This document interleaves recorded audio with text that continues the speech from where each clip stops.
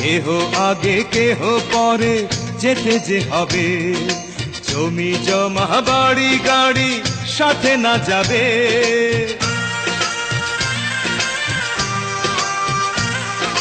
কেহ আগে কেহ পরে যেতে যে হবে, জমি জমা বাড়ি গাড়ি সাথে না যাবে। আমি অধম কি করিব, সময় হলে চলে